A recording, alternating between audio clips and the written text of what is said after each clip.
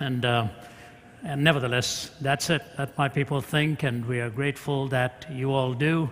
And that's why here at this conference, I esteem R.C. as one of the great heroes of the faith today, and the lineup that he's got in here, I wonder why I'm actually here. In fact, I was thinking of the subject they've given me, the existence of God. I wish I could just say, just listen to what the others have said, and that demonstrates it, and we're okay. But it reminds me of the two guys who were sitting for an exam, and at the end of the exam, they were being interviewed for the job, and the man says, I've got a problem. Both of you guys have answered the questions exactly the same way, word for word. There is no difference in your answers. But I'm going to give it to this gentleman rather than to you. And the guy got offended. How come if our answers are identical, you're giving it to him and not to me? He says there was one difference. In one of the questions, his answer was, I don't know the answer to this question. And your answer was, neither do I.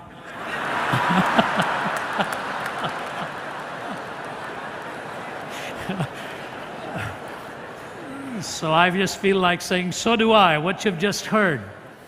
I remember when I was at graduate school, sent my doctrinal examination question, and we had these tiny little apartments, and you had to get no help, just your Bible next to you, and it was a multiple page thing, and the opening question was, God is perfect, explain. So I turned to my wife and said, the only more difficult thing I could think of is define God and give 2 examples.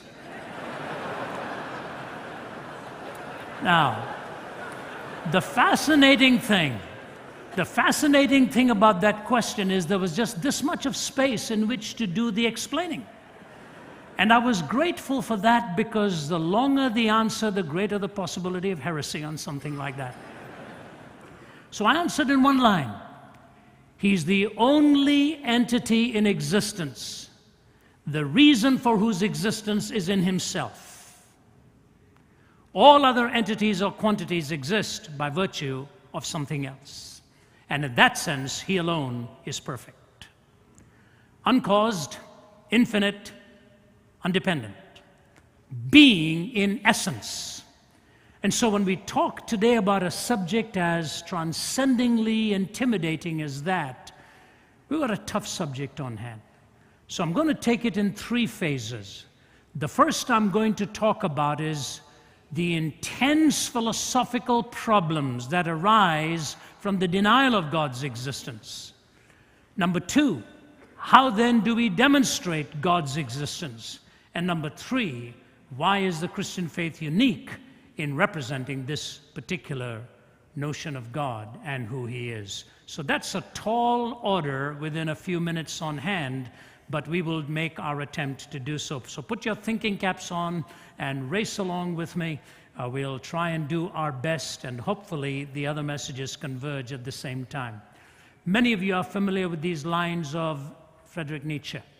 Nietzsche had a poignancy to what he said, and in many ways he also had a candor to what he said. He broke new ground. He did not coin the phrase, God is dead. He popularized it. He was the son of a minister, and both of his grandfathers were in the ministry. But this brilliant man, who was born 1844, died in 1900, did so much in that short span of time, and ironically lived out his own sense of nihilistic thought. When he died, the last 14 years, he spent insane, and in periods of silence would suddenly break into scriptures that he'd learned as a young lad. But listen to how he words it.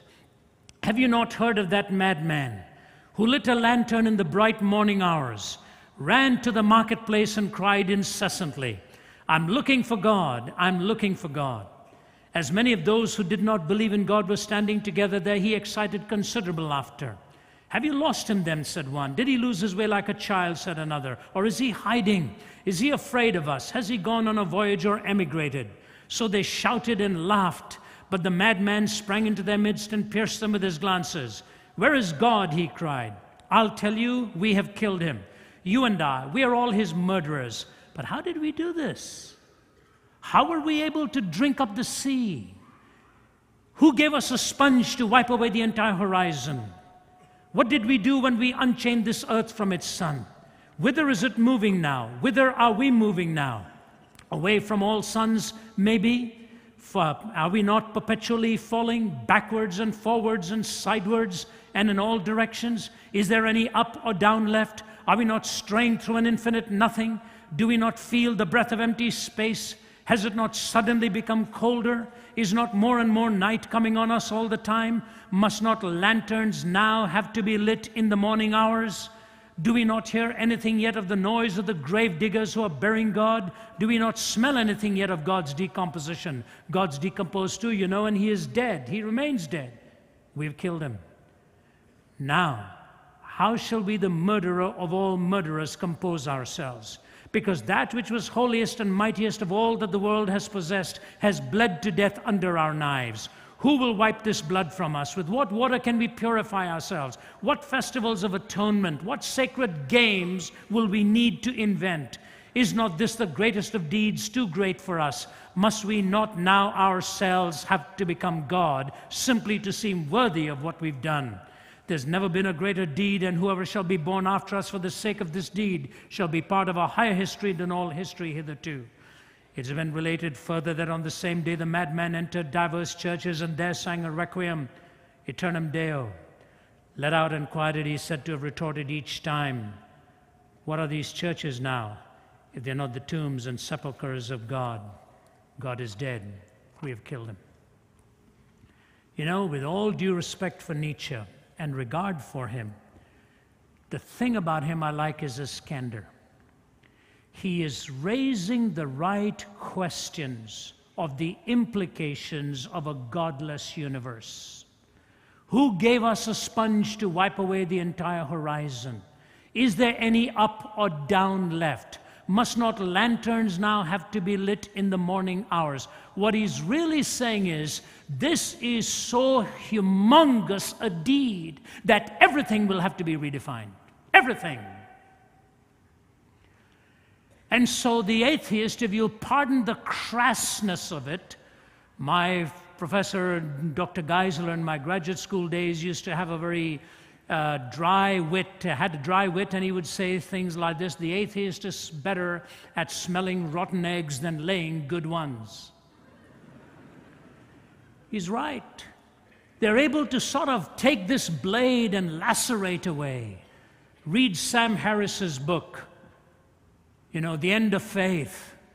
Read his other book, A Letter to a Christian Nation, where he's challenging America to shred this vestige of God talk and God ideas. I'm in the process of writing a response to him, which hopefully will be completed very soon, calling it A Letter to Sam Harris on behalf of a Christian nation. But they do it. They jab away, they stab away. There are 3 or 4 things, actually there are several things, and I don't have the time to go into all of them, but there are several entailments that they have struggles with. The first is this: they have an intense problem then with defining morality. How do you talk up and down? How do you arrive at a moral law? And their standard response is, you know, look at all the evil that is around us. I remember years ago at the University of Nottingham, when I first began, a student stood up and said to me, there's no such being as God because of all the evil that is around in the world. I said, can we talk on that for a few moments? He said, yes. I said, remain standing. I'll talk to you. I said, when you say there's such a thing as evil, aren't you assuming there's such a thing as good? He said, yes. I said, when you say there's such a thing as good, aren't you assuming there's such a thing as a moral law on the basis of which to distinguish between good and evil? He struggled for a few moments with that, and I reminded him of the conversation between Frederick Copleston and Bertrand Russell. When Bertrand Russell was pushed to the wall by Copleston, Copleston said to him, Mr. Russell, how do you differentiate between good and bad? Bertrand Russell said, the same way I differentiate between blue and green. Copleston said, but wait a minute, you differentiate between blue and green by seeing, don't you? Yes. How do you differentiate between good and bad? Bertrand Russell said, on the basis of feeling. What else? Now, wait a minute. Copleston was a kind man. He really should have turned to Lord Russell and said to him, Mr. Russell, in some cultures they love their neighbors. In other cultures, they eat them, both on the basis of feeling. Do you have any personal preference? How can this brilliant mathematician philosopher make so basic an error? But he admitted it. In a letter to the Observer, he said, I do not know how to deal with this issue of morality. It haunts me. You see, the question of a moral law comes within us. So I said to him, when you say there's such a thing as evil, aren't you assuming there's such a thing as good? He said, yes. I said, when you say there's such a thing as good, you must assume a moral law. He said, all right, I'll grant you that. I said, but when you say there's such a thing as a moral law, you must posit a moral lawgiver. But that's whom you're trying to disprove and not prove. If there's no moral lawgiver, there's no moral law. If there's no moral law, there's no good. If there's no good, there's no evil. What is your question? He looked at me and I quote, he says, what then am I asking you? I said, I'm not going to help you. I'm not going to help you. Now, granted, if you're a thinking person, you'll say, Ravi, how do you get from the moral law to the moral lawgiver? Is that not an extrapolational jump? And in the Q&A time, if that question comes, I'll be very happy to deal with it. Right now, my time is very tight. So I've got to go on. The problem of evil, when you raise it, you raise the question of the nature of good. And when you raise the question of the nature of good, you have to start wondering, how do you really arrive at the reality of good and evil when there is no God? Do you know what Richard Dawkins has now come up with? Dawkins has gone so far as to say we have to deny the reality of evil if our argument is going to stay. So he actually denies there is any such thing as evil. I was flying out of a country where I sat next to a woman who rescues women and children from abuse. I won't name the country, but she told me, she was a Dutch lady. I said, were you successful? She said, I saw the worst thing I saw last night. She said, in this area of city called Snake Alley, men come at night, they consume a concoction of snake's blood and hard liquor. It ravages the mind, and then whatever they want, they are given. She said, I rescued an 18-month-old baby girl from the arms of this man who was sexually plundering her, because that's what he wanted under the influence of snake's blood and hard liquor. Mr. Dawkins, is that evil?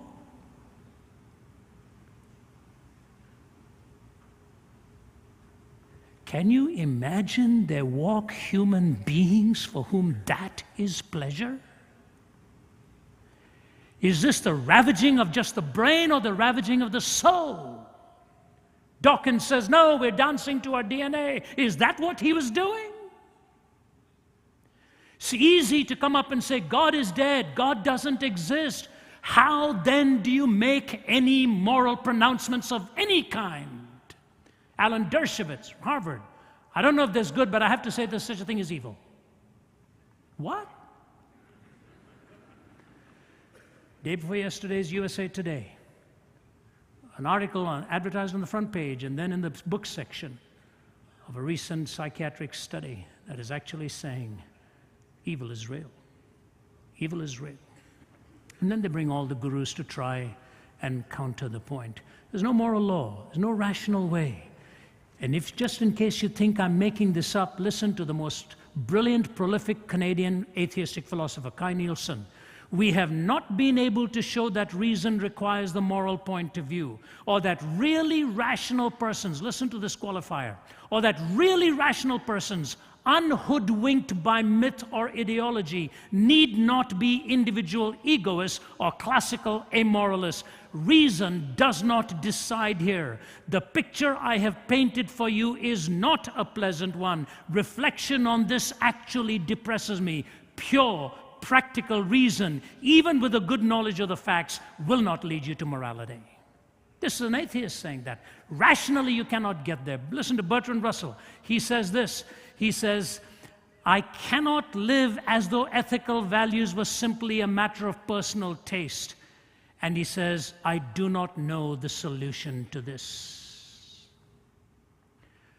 And so to deny the existence of God is to take you out of the realm of moral postulates. Secondly, it takes you out of the realm of meaning. You have no absolute way of positing meaning anymore, what meaning actually means. Listen, for example, to Stephen Jay Gould of Harvard, the late Stephen Jay Gould, I should say, the paleontologist, well known in his stridency. Here's what he says. We are here because one odd group of fishes had a peculiar fin anatomy that could transform into legs for terrestrial creatures. We are here because comets struck the earth and wiped out dinosaurs, thereby giving mammals a chance not otherwise available. So thank your lucky stars. Because the earth never froze entirely during an ice age, because a small and tenuous species arising in Africa 250,000 years ago has managed so far to survive by hook and by crook.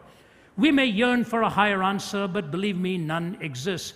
These explanations, though superficially troubling, if not terrifying, is ultimately liberating and exhilarating. Do you feel exhilarated? We cannot read the meaning of life passively in the facts of nature.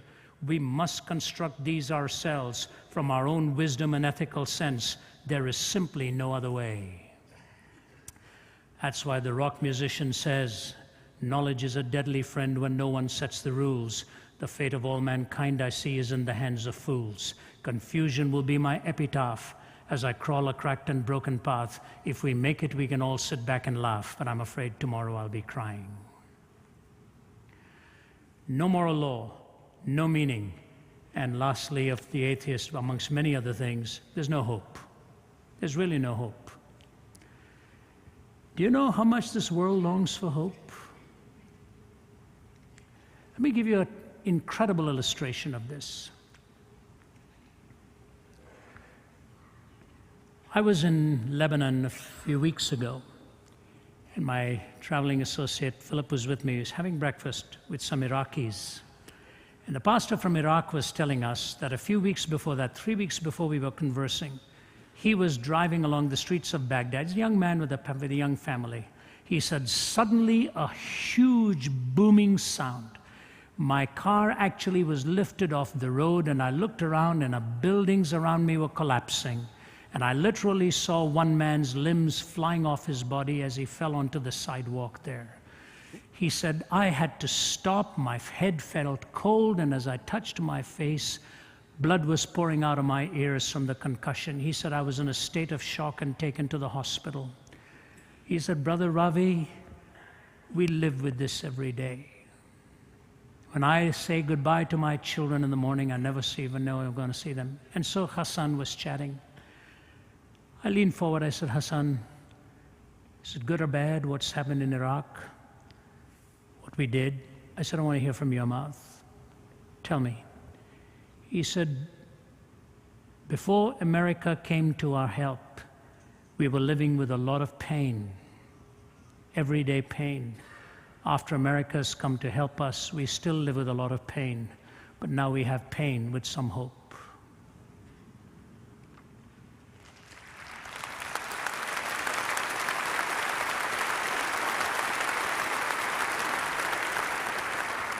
You don't have to agree with him. I don't have to agree with him. I'm not saying that. I'm not making a political statement here. I'm just telling you this. A man who just had his car and life nearly blown up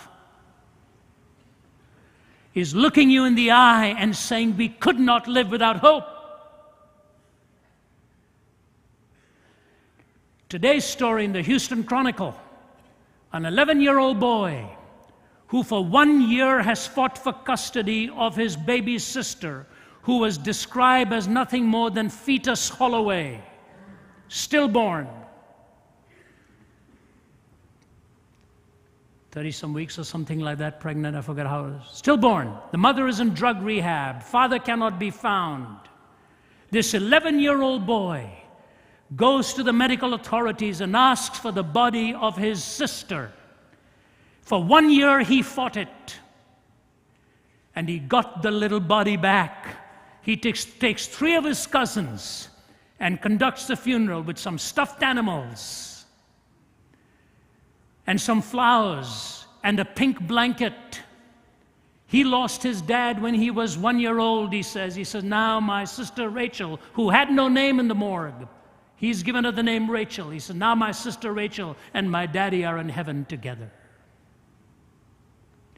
The Houston Chronicle writer says, very rarely in life can you use the word greatness, but I looked into the eyes of this 11-year-old boy and I was looking at greatness.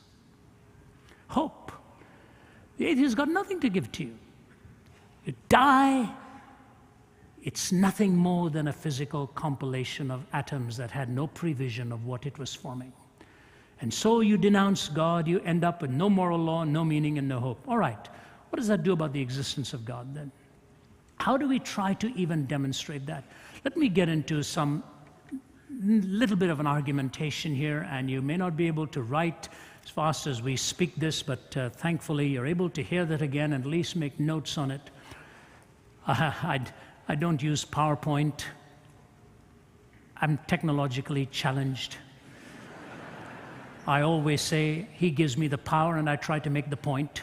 And if you can get it that way, it's okay. Last week I was lecturing somewhere and I asked them for an overhead projector and they said, what's that? I said, the inventor of the overhead projector has just been terribly insulted by you. He spent all his life doing that and you don't know what it is. There are many ways to argue this. R.C. is just a master of this with his knowledge of Aquinas and Augustine and many of them who've given such powerful, especially Aquinas, who was the master theologian and thinker of his time with his 5 ways and so on. Basically, no matter what kinds of arguments you've heard, they filter down to 2 or 3 very strong forms. Some like to call them proofs, some like to call them evidences, some like to call them arguments, some like to call them the coherence factor. I like the way Dallas Willard has summarized it, taken the best of these, and actually just come with 3 stages of argument. Here's the first stage. Stage number 1. It is the nature and existence of the physical reality that we see.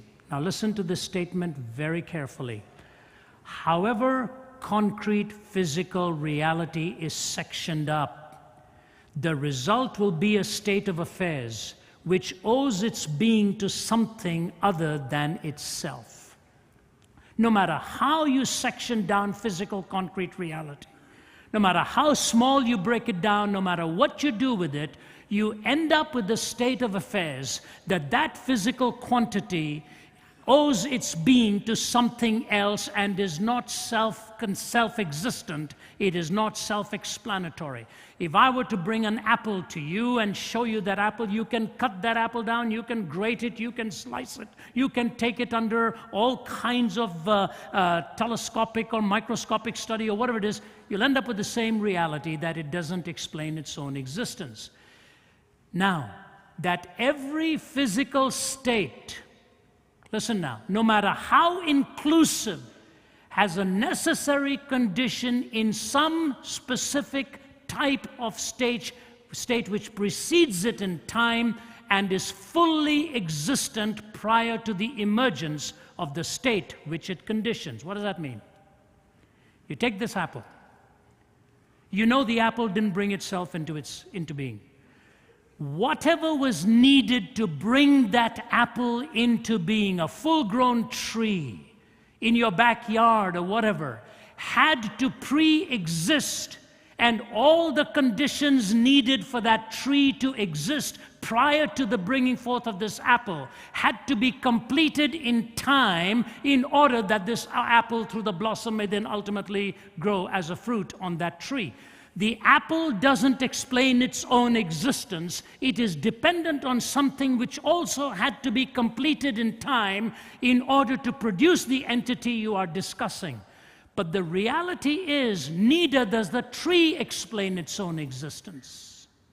You go back across a series of physical causes, and there is not one example in the physical universe of a physical quantity that explains its own existence.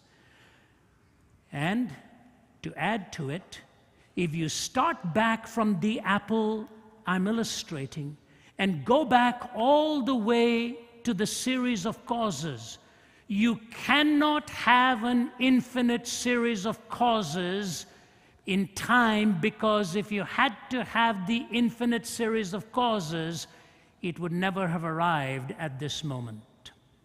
If you have a domino called X, and you've got to have an infinite number of dominoes falling before X falls, you will never get to X, because you will need an infinite number of dominoes to fall. So what is it we have posited by this point? No physical quantity explains its own existence, and no amount of time can consume an infinite series of events to bring you to the present. Which means all of these somewhere have to be explained by one self-existent cause, which is not physical. Because a physical quantity, as we know it in reality, it cannot explain its own existence. C.S. Lewis puts it this way: an egg which came from no bird is no more natural than a bird which had existed from eternity. An egg which came from no bird is no more natural than a bird which had existed from eternity. So stage one is that we do not have one instance of a physical quantity that completely explains its own existence. Stage number two, it is the argument to design, not from design. Try and understand the difference. Very important difference. It is the argument to design and not argument from design. What is an argument from design? If you take the vastness of the universe, for example, think about it. There are flames of the surface of the sun, which are 40 times higher than the entire dimension of this earth. Massive, massive flames. I remember teaming up with an astrophysicist in South Africa, and he was showing a slide at the University of Witwatersrand in Johannesburg, where we were lecturing together. And he said, if you look at that picture there, David Bloch said, there's 100 billion stars on that screen. He said, if you started counting them now and counted 1 star per second, you'd have to be here for 2,500 years.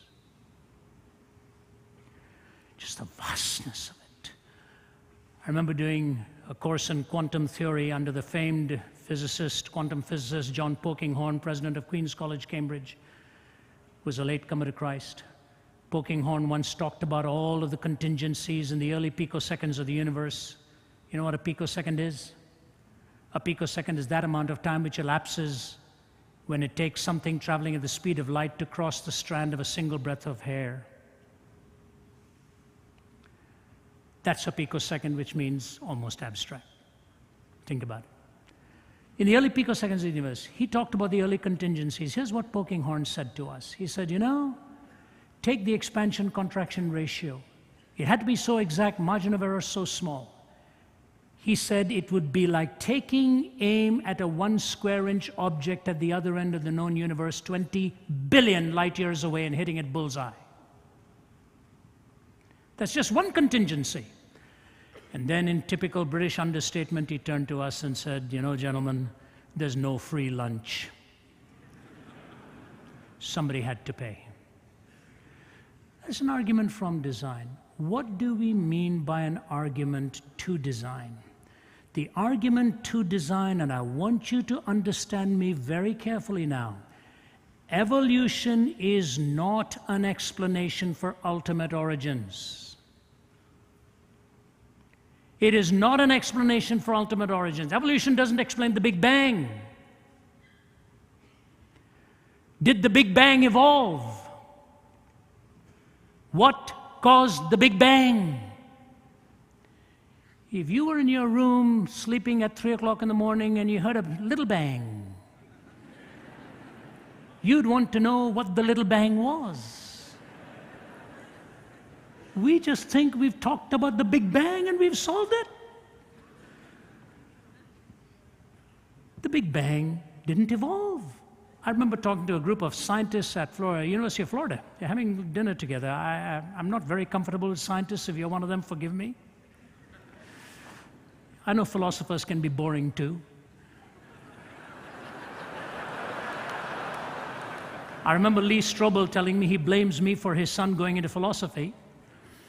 And he looked at his son one day and he said, "Do you know what the difference is between a philosopher and a large pizza?" And his son said, "Is this a trick question?" He said, "Do you know the difference, son?" He said, "What?" He said, "Do you know the difference between a philosopher and a large pizza?" He said, "Tell me, Dad." And Lee said to him, "A large pizza can feed a family of 4.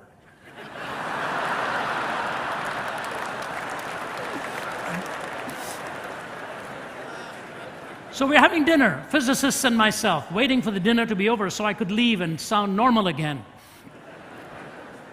And I said to them, "All right, you boys are naturalists. You take exception to the metaphysicians. You're naturalists." I said, "What is the Big Bang?" He said, "Well, it's where everything was reduced to a singularity." I said, "And?" "Don't you always say it's where the laws of physics actually break down?" "That's true." I said, "So even your starting point is non-natural." If the laws of physics break down at the singularity, then your starting point is also not natural. Do you know what one of them said to me? "We retain a selective sovereignty over the issues we like to extrapolate from." Now, I'm not knocking science. I'm just telling you this. Not all order has evolved. The argument to design, there is a configuration and a coalescing of intelligent entities and quantities that predispose the possibility of the resultant entity that came into being. I had dinner with Francis Collins, the co-mapper of the human DNA. He said to me, when I finished my studies on it, he said very simply, "I have to say this to you. I felt I was looking at the book of life, 3.1 billion bits of information." When I finished speaking at Johns Hopkins, prior to me was Francis Collins. My wife was with me and we were listening to his talk. It's one of the most spectacular things I've ever seen. He showed us on the screen a beautiful, geometrically perfect stained glass picture from York Minster Cathedral in England. And he put it up on the screen. You're wowed. Then he divides the screen, and on the right he shows a slide of the design of the human DNA. There was an audible sound in the audience like, "Wow." And most of them were skeptics. When I see the heavens and the work of your hands, the moon and the stars which you have made, what is there in man that you should keep him in mind? For you have set your glory above the heavens. No wonder in December 68, when the boys were going around the dark side of the moon, and they vouchsafed a glimpse of this earth given to no human eye, and they saw earth rising over the horizon of the moon, draped in a beauteous mixture of black, blue, and white, garlanded by the glistening light of the sun against the black void of space. There's only one line that came to their minds as the world waited. No, it wasn't Stephen Jay Gould. It wasn't Russell. It wasn't Nietzsche. It was the opening lines of the Bible. In the beginning, God. Stage 1, no physical quantity explains its own existence. Stage 2, there's an argument to design. No matter how you slice it down, there's a coalescing of intelligent components that made it possible to even bring this type of thing into existence. You know, that's why people like Hume and Einstein and all were what you'd call second-grade theists. Sort of talked about a mind, but didn't know where to park that mind. They didn't know where to park it because they didn't want the person of God brought into the scene. That's stage 2. Stage 3, the course of human events, historical, social, and individual. The course of human events, historical, social, and individual, within the context of a demonstrated extranaturalism, stage 1, and of a quite plausible cosmic intellectualism, stage 2. Let me repeat that statement. The course of human events, and these are not my words, they are Dallas Willard's words. The course of human events, historical, social, and individual, within the context of a demonstrated extranaturalism, stage 1, and of a quite plausible cosmic intellectualism, stage 2. Now, I could take you to many places from here with that. If you look at the course of human events, you end up with this fact: how do you explain many things in history? You remember the famous parable by Anthony Flew and Wisdom? You've got to hear this carefully because John Frame has made a tremendous response to it. Listen carefully, please. Once upon a time, 2 explorers came upon a clearing in the jungle. In the clearing were growing many flowers and many weeds. One explorer says, "Some gardener must tend this plot." So they pitched their tents and set a watch. No gardener is ever seen, but perhaps he's an invisible gardener. So they set up a barbed wire fence, they electrified, they patrol it with bloodhounds. But no shrieks ever suggest that some intruder has received a shock. No movements of the wire ever betray an invisible climber. The bloodhounds never give cry, yet still the believer is not convinced. But there is a gardener, invisible, intangible, insensible to electric shocks. A gardener has no scent and makes no sound. A gardener who comes secretly to look after the garden which he loves. At last the skeptic despairs. "Ah, but what remains of your original assertion? Just how does what you call an invisible, intangible, eternally elusive gardener differ from an imaginary gardener, or even from one, no gardener at all?" Here's the question.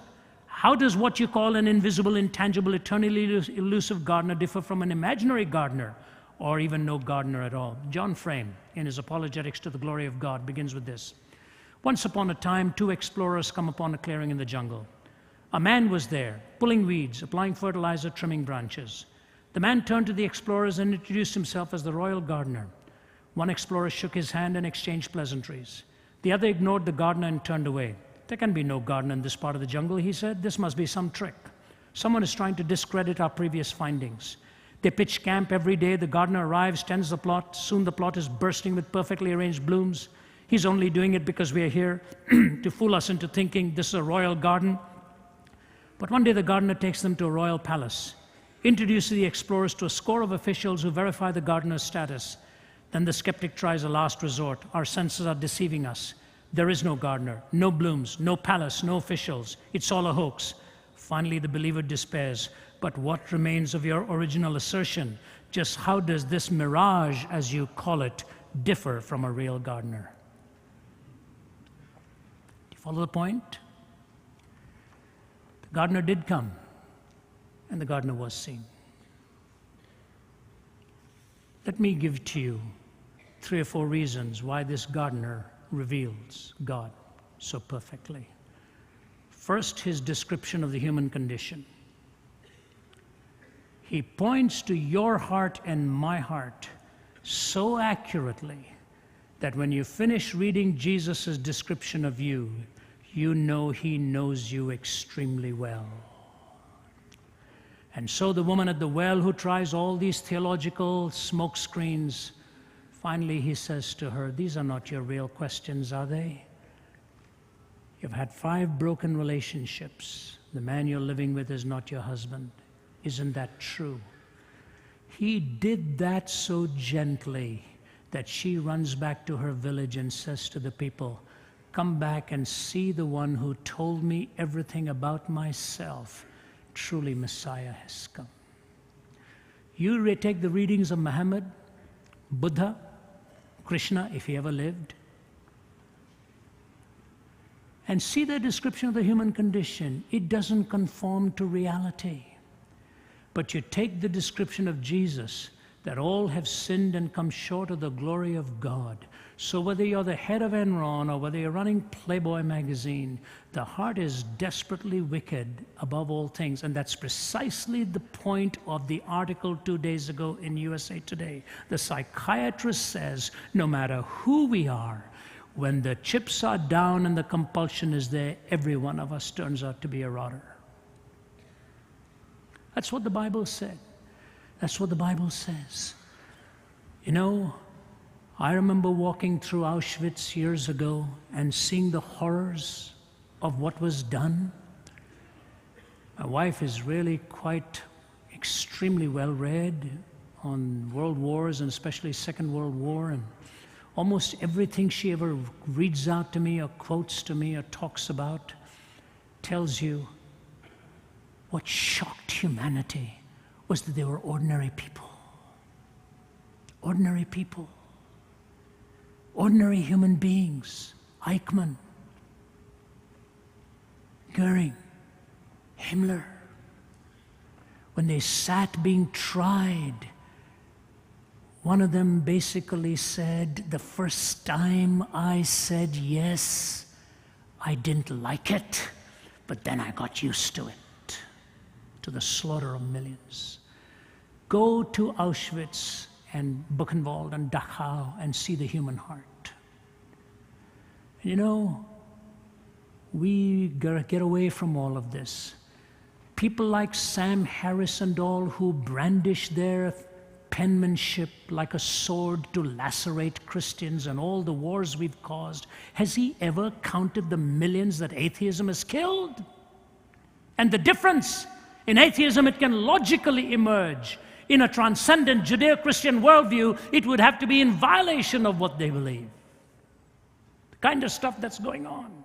He doesn't care that 10 million female babies have been eradicated in India only because they were female.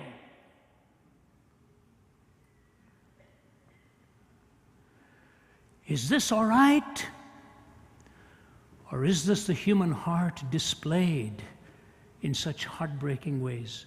He describes, and Hobart Maurer went to his grave a skeptic. He taught at Johns Hopkins, taught at Harvard, committed suicide at the age of 75, but he wrote in Psychology Today, sometime I think in the 70s, he said, you know, when we did away with sin, we lost our definition of ourselves. It's a skeptic saying that. We lost who we were.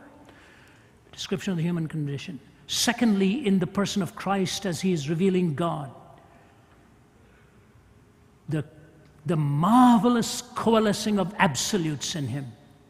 Time's running out, so let me race here. 2 years ago, actually a year and a half ago, I was asked to speak at the United Nations prayer breakfast. It was the second time they'd asked me to come, only this time I marveled at the subject, navigating with absolutes in a relativistic world. You get up at 6:30 in the morning to speak on that. And then you're told you have 25 minutes. And then you're further told you cannot bring religion into it. I said, I'll make a deal. 20 minutes, your subject, last 5 minutes, why I believe in what I do as being the only answer to this struggle. Okay, we agreed. So I talked about the search for 4 absolutes: evil, justice, love, and forgiveness. How do you define evil? How do you define justice? What is true love? And when you blow it, how are you forgiven? They all nodded their heads. I said, now I want to ask you with 5 minutes to go, do you know of one event in the world where these 4 converged? I said, they converged on the cross of Jesus Christ.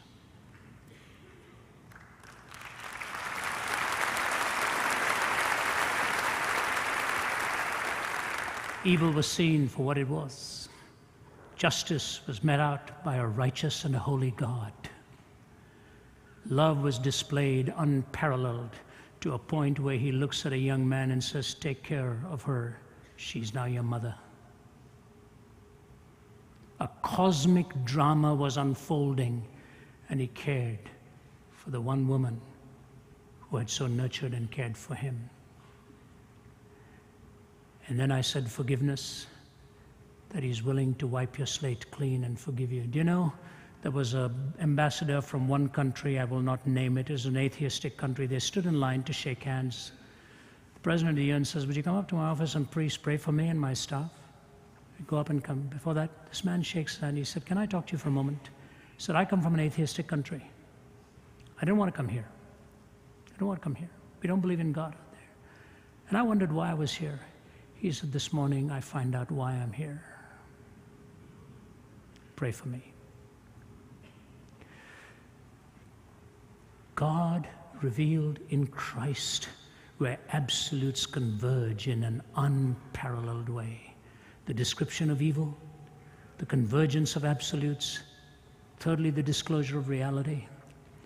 You know why I think men and women like you come to a conference like this? was talking to my wife about it. She was not able to join me last evening. She became unwell just as we were leaving. And I wondered if it was because of my sermon, but it wasn't. It was okay. She's feeling much better today and joined me here. But I said to her, why do they come? You know why you all come? Because you want to go deep. You want to go deep. God is able to take a little child and place that child at the center and say, such is the kingdom of heaven. And he's able to look at a Nicodemus and say, you're a teacher and you don't understand these things? He's able to take the sublime and make it simple. He's able to take the simple and show you the sublimity behind it. The unfathomable depths of God's riches. You know what I think is going to be the biggest point of our delight in eternity? That we will be silent when we are face to face with the Trinity.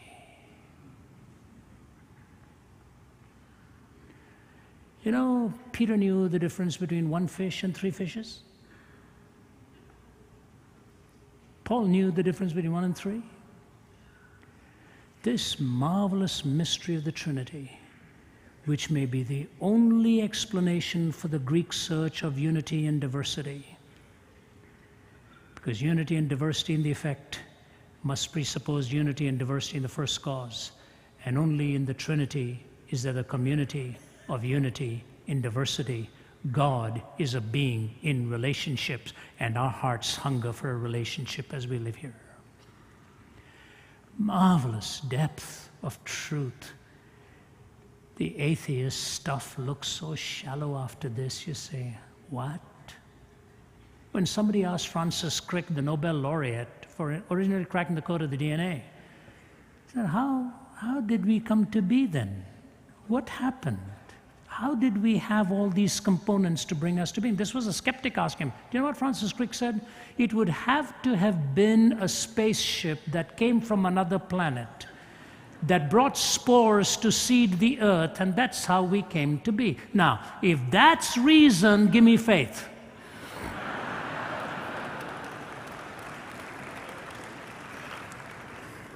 I don't have that kind of faith.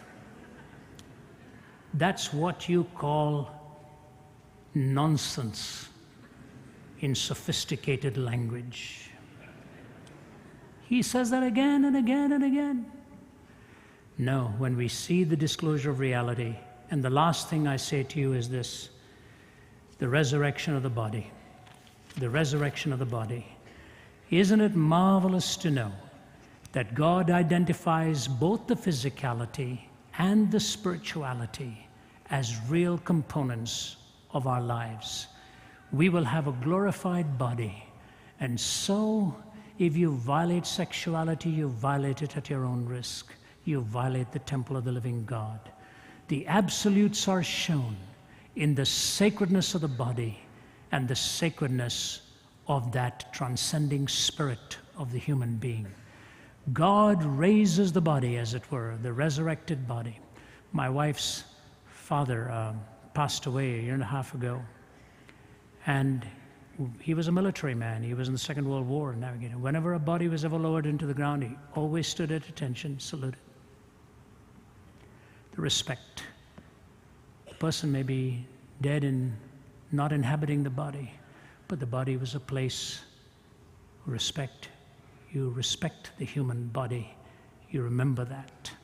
And that's why Jesus wept even at the grave of his friend, knowing he was going to raise him again. And he said, you destroy this temple, and in 3 days I will raise it up.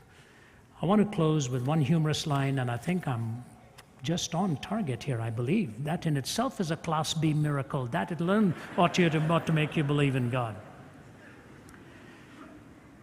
When the great chess master Garry Kasparov of Russia was going to play a computer in a chess match, he beat the first one, and the boys got together and said, we'll design the best computer in the world, an IBM computer called Deep Blue. And we're going to build one that'll beat you, Kasparov. Kasparov got nervous and went away into hiding for many months because he was afraid that if he lost to Deep Blue, he would lose the dignity of humanity in the process. He doesn't know I lost that dignity after the calculators came out. He's worried about the computers taking it away from him. But here's what so David Galertner, professor of computer science from Yale University, writes this in response to Kasparov's fear that his loss to Deep Blue would end up in the loss of dignity for humanity. Listen to this brilliant professor of computer science, David Galertner. The idea that Deep Blue has a mind is absurd. How can an object that wants nothing, fears nothing, enjoys nothing, needs nothing, and cares nothing have a mind? Oh, it can win at chess, but not because it wants to. It isn't happy when it wins or sad when it loses. What are Deep Blue's after-the-match plans if it ends up beating Kasparov? Is it hoping to take Deep Pink out for a night in the town? No, it doesn't. It doesn't care about chess or anything else. It plays the game for the same reason a calculator adds or a toaster toasts, because it's a machine designed for that purpose. No matter what feats they perform inside, there will always be a big fat zero. No computer can achieve artificial thought without achieving artificial emotion too.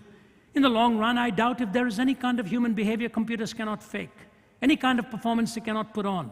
It is conceivable that one day computers will be better than humans at nearly everything. I can imagine that a person might even someday have a computer for a best friend. Oh, but that'll be sad. Like having a dog for your best friend, only sadder. By the way, I like dogs. We have one. But the gap between the human and surrogate is permanent and will never be closed. Listen now. Machines will continue to make life easier, healthier, richer, and more puzzling.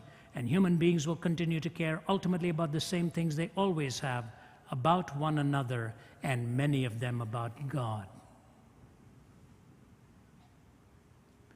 He could not make that article stick without that last line. The difference between a machine and you is huge because of God. Do you know, Francis Thompson ran from God most of his life, and he would hang out at Charing Cross to get his drugs and sleep by the River Thames. And then God hounded him, followed him. You've read his story in The Hound of Heaven, but then he wrote this brilliant one. Hanging around at Charing Cross and by the River Thames, he wrote this: O world invisible, we view thee. O world intangible, we touch thee. O world unknowable, we know thee. Inapprehensible, we clutch thee. Does a fish soar to find the ocean? An eagle plunge to find the air? Do we ask of the stars in motion if they have rumor of thee there? Not whether wheeling systems darken, or our benumbed conceiving soars, the drift of pinions would we hearken, beats on our own clay-shuttered doors. The angels keep their ancient places, touch but a stone and start a wing. 'Tis ye, 'tis your estranged faces that amiss the many splendored thing. But when so sad thou canst not sadder, crying upon thy so sore loss, shall shine the traffic of Jacob's ladder, pitched between heaven and Charing Cross. Yea, in the night, my soul, my daughter, cry clutching heaven by the hems, lo, Christ walking on the water, not of Gennesaret, but Thames. When Bertrand Russell was asked why he didn't believe in God, he said, because he didn't give me enough evidence. If you listen to Francis Thompson, he'd find out it's not the absence of evidence, it's the suppression of it. God will meet you where you are. When my father-in-law died, he was a gentleman to the end. He was a great man. But he started to tear his clothes off. He was losing it. Shrunken down to a bag of bones. Diagnosis to death, 4 months, 85 years old. Quintessential gentleman, man of God. He lost his voice, lost everything. My wife was standing by his bed along with her sisters and her mother. Finally, he got enough strength to reach out to his wife of 63 years. He had no voice. He said, I love you. He just mouthed it, I love you. He put his head back on the pillow looked to the heavens and said, amazing, just amazing. And he was gone.